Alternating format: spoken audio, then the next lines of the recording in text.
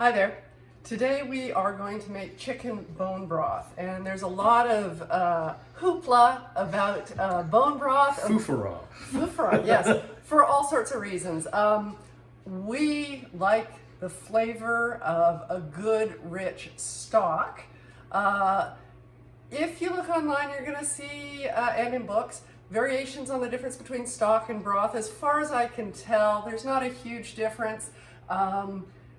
Maybe broth is made with the meat and stock is made with the bones, but maybe not. It depends on your source. But bone broth, everybody agrees, is a particular thing. And that is because stocks and regular broths are made just cooking for maybe a couple of hours. Bone broth is cooking bones, animal bones, so yeah, obviously not a vegan or vegetarian dish here, in a small amount of liquid with some kind of acid like apple cider vinegar, white wine, lemon juice, and leaching the collagen, the protein, the gelatin, and maybe or maybe not minerals, also really controversial, out of the bones into that water. And what you end up with is a stock or a broth that is, when it's at room temperature or chilled, it is jelly. That's all the gelatin and the collagen there. But obviously when it's hot, it's liquid, and people drink it for all sorts of things. It's considered nourishing. It's supposed to be good for immunity and colds and flu and achy joints and blah, blah, blah. I don't know about all that. What I'm telling you is it tastes great. It's a great way to start making a soup, a stew, or any other cooking that you might be doing that requires a bit of broth. Plus you can just have a glass of it if you like that sort of thing. So today we're making chicken, and what we're going to do is we're going to roast the bones. You can make this with a carcass from a chicken you've already roasted, in which case skip the step. I did say that. Skip the step of roasting it. You don't need to do that again. I'm going to put these bones in for about 45 minutes, give or take. As you can see, we have a fair amount here. It doesn't matter how much we have or how much you have, because we're going to show you how to adjust it based on what you have. I'm going to go, 45 minutes, but if you have a much smaller amount of bones, keep an eye on yours, because they may not take that long. Because I have this much, 2 trays in the oven, it might take a bit longer than yours would take. Halfway through, I'm going to rotate them, maybe flip the bones as well so that they get browned on both sides. What we're going for is that brown umami, lovely caramelization that adds so much flavor to your broth or your stock. So I'm going to pop those in an oven. It's 200 Celsius, which is about 400 Fahrenheit. And we'll come back after we pull them out. We'll see you then. So we're back. It's been about 50 minutes, and about halfway through I flipped the bones over, and you can see that they have this lovely browning on them, and there's some fat and meat on the bones, and that's totally fine if you have it there. If you don't, that's also okay. It all adds flavor. So we're just going to scoop all of this off into a big pot and cover it with some water. And I'm going to make sure that we get all of that fat and skin and things that are still sort of attached there. We're going to scrape that in because, like I said, that's flavor. That's the good stuff. Now, some blogs and videos might show you adding aromatics either when you're cooking the bones, onions, garlic, herbs, veggies. You absolutely can do that. I'm leaving this as simple as possible because I want to be able to add, if we're making a soup later with this, I want to add what aromatics and flavorings that I want then, depending on what cuisine that I'm working from. So I don't want that to happen now. Plus I find sometimes things like carrots can take over. They can be too sweet. So we're going straight up bones here, not even black pepper, because again, that can be added later. Okay, so all those bones are going in there. And all the yummy fond. That's the browned bits that you find on the bottom of your pot or pan when you're cooking meat. And that often you deglaze with wine or some kind of acid to get those off, because that's where the flavor is at. Okay, so the next thing that I'm going to do is add water just enough to cover. And in fact, I'm going to move those bones around a bit, because the one thing that will make sure that your broth doesn't gel is if you add too much water. So I'm going to add just a touch more than that. You can see it's barely, the water's pretty much on the line of the chicken. There we go. I'd call that covered. There's a couple little bits sticking up, and that's totally okay. Err on the side of less. However, if you end up with too much and your broth doesn't gel, you can always reduce it down by cooking it more. That's a possibility. But I'd rather just start with just covering it. And then we're going to add some apple cider vinegar. This actually has some of the mother in it. You can see that. This is a live fermented product. Of course, when it cooks, it will no longer be live. This is about a 1/4 cup. From what I read, wow, all over the map, people do it differently. And there's some that say you don't need to add an acid at all. I don't know. I always have apple cider vinegar around in the pantry, and it works. Would it work without?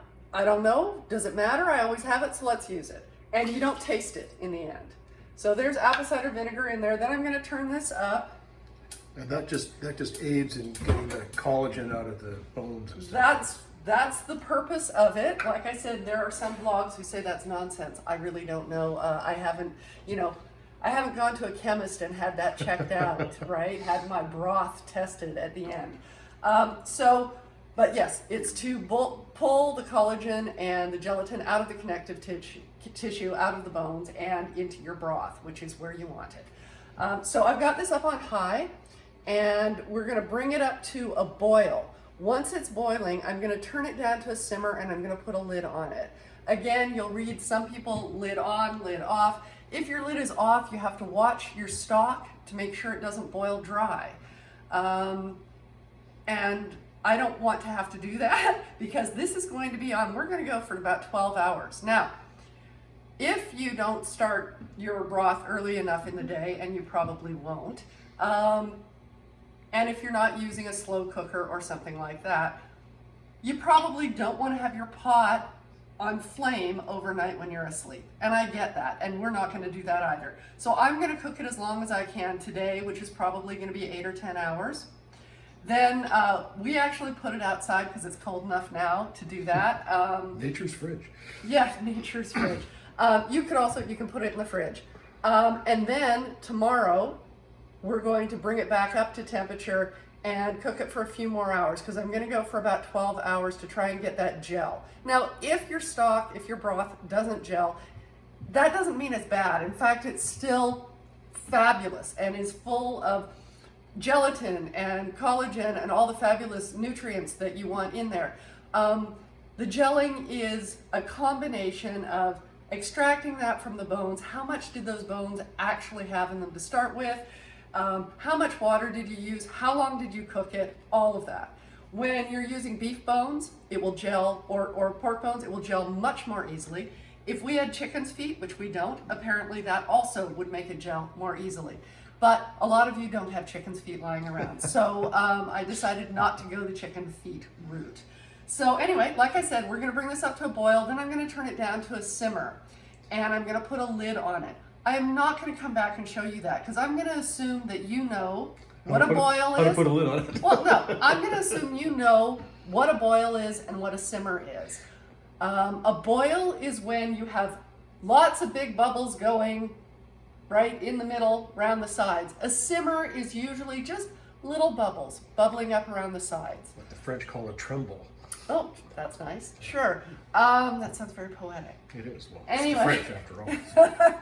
So that's what we're going to do. So I'm not going to come back and show you that. I'm going to show you once it has cooked for 12 hours and chilled, and then we can see whether we got a gel or not. We can see about removing fat if we want to or not, and we can talk more about bone broth. Did you mention what the chicken bones were and where you got them? I didn't actually. So we got these from the butcher. Thank you, Rob, for reminding me of that.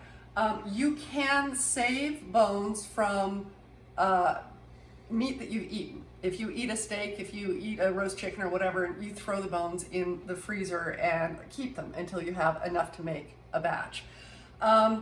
We have done that in the past. This time we wanted to make a large batch, so we went and purchased some backs and necks from our friendly butcher, who told us that these are happy chickens, meaning pasture raised, organic, whatever, you know, the various different stages of the higher welfare animal.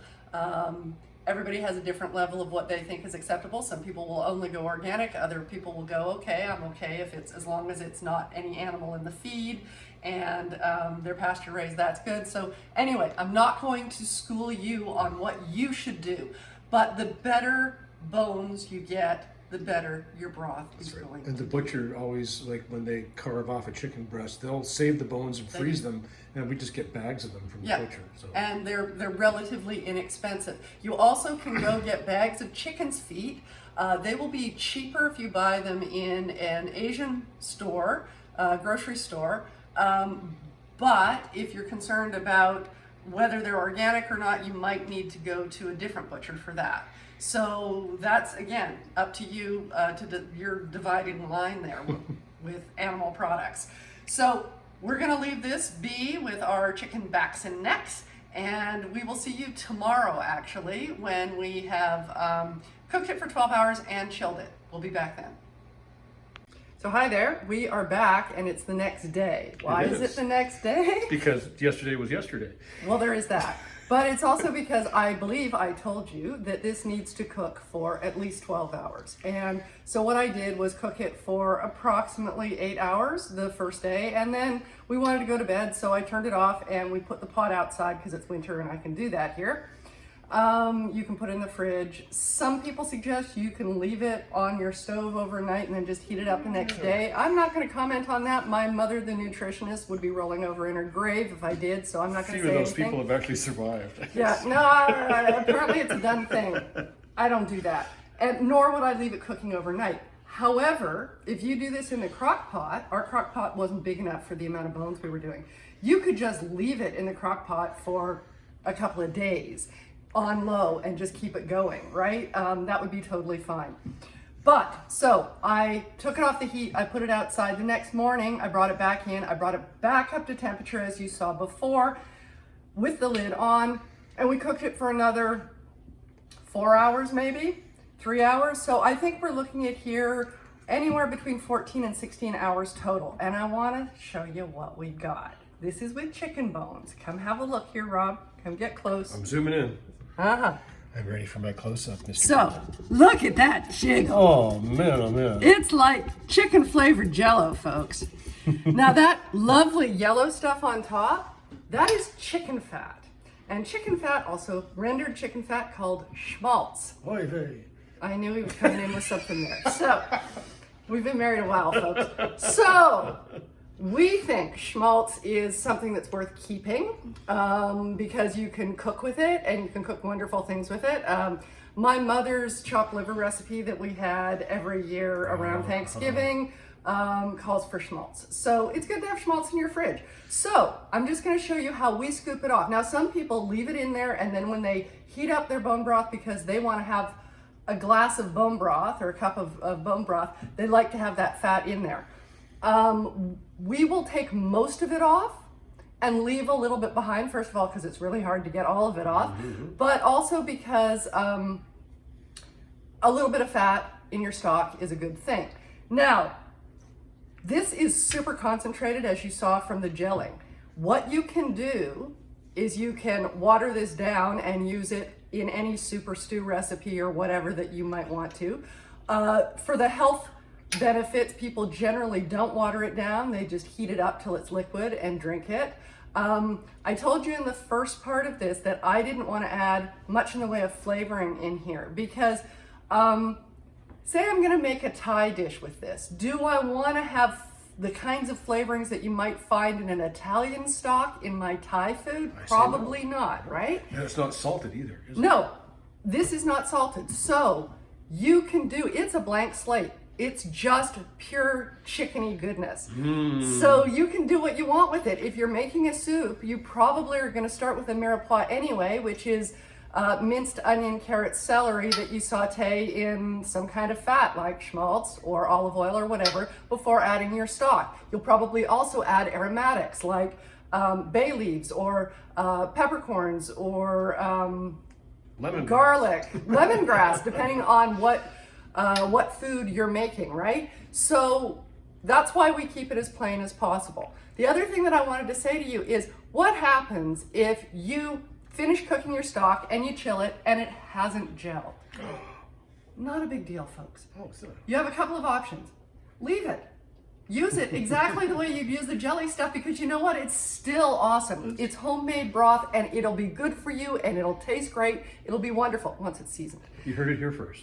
But if you're determined that you want to get that gel, you really, really want to get the gel, you may not be able to. It really depended on how much collagen and gelatin you got out of your bones. But one of the reasons that it might not be gelling is that you didn't cook it down enough, that you used too much water. So I would recommend at this point, if it wasn't jelly here and I really wanted it to be gel, I would put it back on the stove with the lid off and cook it down for a while. Carefully. And then, yes, you don't want to burn it. You don't want to get it to the point where it's completely dry, obviously. But cook it down a little bit, maybe for an hour or something, at a simmer with the lid off so that you're evaporating out some of the water. Then chill it again and see if you've got a gel. So it's up to you what you want to do. But now let me show you. I'm just going to be scooping off. Come on in on this, Rob. Scooping off the schmaltz here. Sounds like a hymn, scooping off the schmaltz. Yeah, those good Jewish hymns. They're Jewish hymn. one of the many famous Jewish hymns. That's right. I'm sure they're singing it in synagogue today. Okay. So I'm just going to keep doing this, and you don't need to see all of this, but I just want to show you basically what I'm doing is just scraping along the top. And then what you can see underneath here, and I just want you to have a good look at this. That's unreal. That is your pure chicken jello. That is gold, baby. Hey. That stuff's good for you. It tastes great once it's seasoned. It'll make great soups and stews and anything that you would want to do with a broth, including just having a glass of warm broth. Or putting some with vegetables, like if you do beans or something yes, like that. absolutely. Like a couple of tablespoons of that just transforms it. Or making a sauce, right? So all of those things. There are so many uses for a good broth of any sort. And so that was the chicken. Like I said, we've done this with pork and with beef. The pork and beef actually will gel more easily. The chicken, if we had had chicken's feet, would have gelled more easily. Whatever. I just want to show you, it really isn't hard. And I'm looking online and I'm seeing that for 750 mils of bone broth, you could be charged somewhere in the neighborhood of 15 to 20 Canadian dollars. That's a lot of money for scrap bones. chickens. This is made with leftovers, just like a veggie stock is usually made with the ends of vegetables. Now I get that those companies, they need to make a living and it does take time, absolutely. But I personally don't want to spend $15 to $20 on bone broth. So there you go, make your own, you can do this. It's really not hard.